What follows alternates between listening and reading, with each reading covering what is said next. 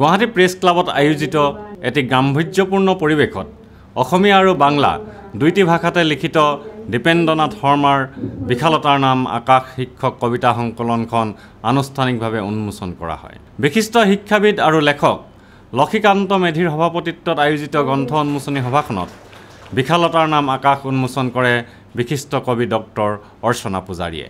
অনুষ্ঠানটোত বিশিষ্ট কবি ৰাম গোস্বামীয়ে কবিতা পুথিখনৰ বিষয়ে দুআষাৰ কয়।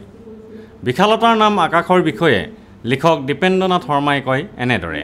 বিশালতাৰ নাম আকাশ এইখন মোৰ দ্বিতীয় কাব্যগ্ৰন্থ। মোৰ প্ৰথমখন মানুহ অমৃতৰ পুত্ৰ পশ্চিমবংগত থাকোঁতে মই উন্মোচন কৰিছিলোঁ। বিশালতাৰ নাম আকাশ এই পুথিখনিত ৪১টি বিভিন্ন বিষয়ৰ ওপৰত কবিতা সন্নিৱিষ্ট হৈছে। ইয়াতে মানুহৰ জীৱনৰ প্ৰেম, আকাংক্ষা, চহৰীয়া জীৱনৰ দুৰ্দশা আটাইবিলাক প্ৰতিফলিত কৰিবলৈ মই যত্ন কৰিছোঁ। ইয়াতে প্ৰাণৰ ভাষাৰ ওপৰত মই লিখিছোঁ। ইয়াতে জাৰুদাৰ বুলি একেবাৰে সামান্য মাইকী মানুহৰ কথাও মই ইয়াত লিখিছোঁ।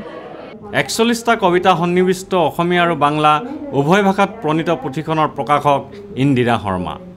কেমেৰা পাৰ্চন সুশান্ত দাসৰ সৈতে অমৰদীপ গগৈ, চেণ্টিনেল নিউজ, গুৱাহাটী।